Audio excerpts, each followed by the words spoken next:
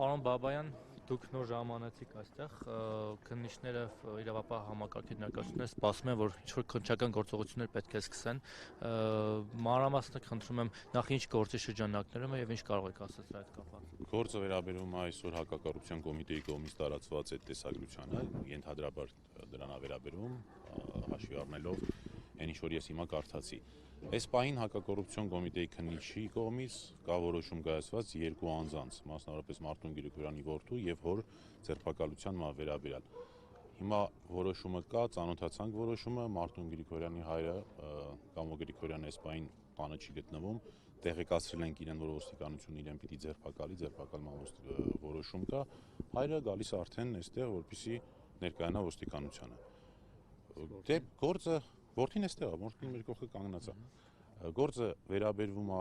ենթադրյալ ինչ որ նախընտրական քարոզչության ընթացքում, ինչ որ խոստումներ տալուն, ինչ որ ընտրակաշառքներ բաժանելու, այսինքն որոշումներից հստակ չի, թե կոնկրետ ինչ փաստական հանգամանքին է վերաբերում, հա, ընդհանուր ձևակերպումներ են, դրա վերաբերյալ երկուսն էլ այս պահին մեղադրյալի կարգավիճակ ունեն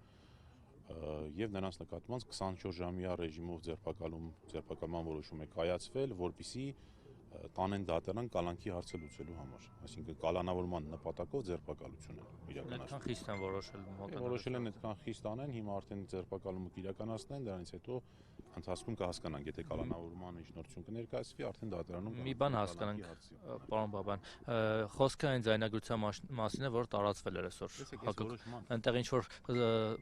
այսինքն տեսանյութ էր, որտեղ ձայնագրություն կար, որ ինչ որ մարդիկ խոսում են կաշառք։ Հասկացա, ես գալուց լսել եմ այդ տեսագրությունը։ Մարտուն Գրիգորյանի այս գործը։ Ես գալուց լսել եմ այդ տեսագրությունը, այդ տեսագրությունից ակնհայտ կարող եմ ասել, որ եւ տեսագրությունից, եւ հաղորդագրությունից, որ տարածվել է, Մարտուն Գրիգորյանի վերաբերյալ ոչինչ չկա։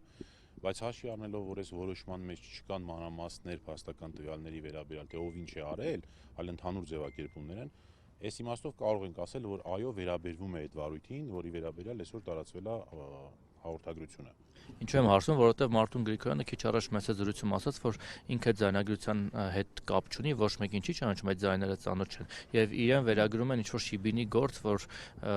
որոշ ժամանակ առաջ, ընդ որում կարծես նախընտրական քարոզչության մեկնարկից առաջ իր թաղամասում շիբին է լցրել, որը միշտ է արել։ Շատ լավ, 2 կամ 3 օր առաջ ինչ-որ դիտորդներ, հա, անկախ դիտորդներ, եթե չեմ սխալվում, նաեւ Դանիելն են, այնտեղ ուրիշ մարդիկ էլ կային, Սաքունցեն կային, ինչ-որ իշխանության հետ շատ համագործակցված տեսահոլովակ են հրապարակում, տեսահոլովակ են վերցնում Մարտուն Գրիգորյանի նախընտրական քարոզարշավի տեսահոլովակը, որտեղ կա Մարտուն Գրիգորյանի կյանքում կատարած աշխատանքներից դրվագներ։ Մարտուն Գրիգորյանը գյումրեցի, ինքը շատ վաղուց Գյումրիում որոշակի աշխատանքներ է իրականացնում, այդ թվում այդ մի կադրը կա, որը ավելի վաղ արվել, ընդհանրապես ընտրությունների հետ կապ չունեցող։ Եվ սինխրոնիզացված այս իշխանության հետ այդ դիտորդական առաքելությունը հաղորդում է ներկայացնում դատախազին ենթադրյալ քրեական, հա, հանցանք կատարված լինելու առթիվ վարույթ նախաձեռնելու համար։ Դե շատ լավ առիթ է, դատախազությունն ու հակակոռուպցիոն կոմիտեն էլ օգտվել են այդ առիթից, վարույթը նախաձեռնել են, անձանց վերաբերյալ մեղադրական, քրեական հետապնդում հարուցելու որոշումները կայացրել են, ձերբակալման որոշումը կայացրել են, հիմա էլ ուզում են կալանքի հարց լուծեն։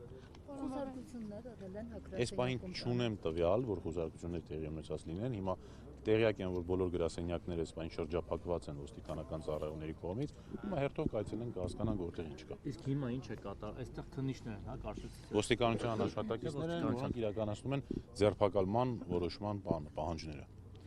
Ինչ են, դուք այստեղ ձեզ են սպասում, որ ինչ-որ գործողություն իրականացնեն, հիմա ձեր ներկայացումը պետք է անեն այդ ամեն ինչը։ Գործողությունը ձերբակալումն է, այդ ձերբակալումը չեմ կարծում այսքան մարդու ներկայությամբ կկատարեն այն ինչ որ դուք տեսել եք տարբեր ինտերնետային կայքերում։ Պարզապես հիմա Մարտուն Գրիգորյանի հայրն էլ կմոտենա եւ միասին կգնան արդեն հակակոռուպցիոն կոմիտե։ Բայց ներողություն ժամանողները ոստիկանության աշխատակիցներ։ Այս պայն այստեղ գտնվող անձին ոստիկանության աշխատողներ են, որոնք հետաքննության մարմին որպես իրականացնում են ձերբակալման որոշումը։ Պարոն Բաբայան, այդ շիբինի գործը, այսպես ասված, տեղական ժամանակ է մեդիադաշտ է նետված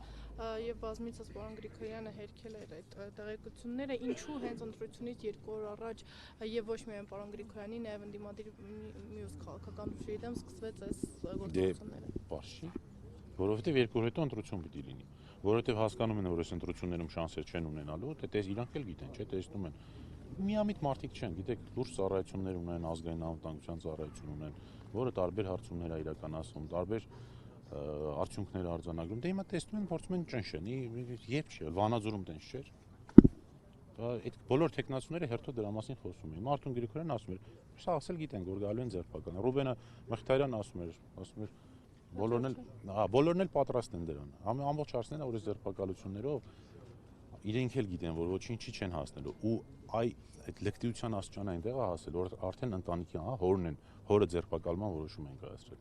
Այդ լկտիության աստիճանը այստեղ է հասել։ Իսկ նույնքան կարող են նաև իր մասով որոշում կայացնել, ուղղակի անձեռնմխելի անձը դրա համար չեն փոխել այդ մասը։ Իրանք կարծում եմ, այդ անձեռնմխելիության վրա կարող են ընդհանրապես թխած ունենային, բայց երևի տենց հասկացել են, որ Մարտուն Գրիգորյանին ձերբակալելով պարզ գիտեն, որ ոչինչ բանի չեն հասնելու, որոշել են տենց ընտանիքի անդամների միջոցով փորձեն ճնշել։ Շնորհակալ ենք ձեզ։ Քեզ։ Այո,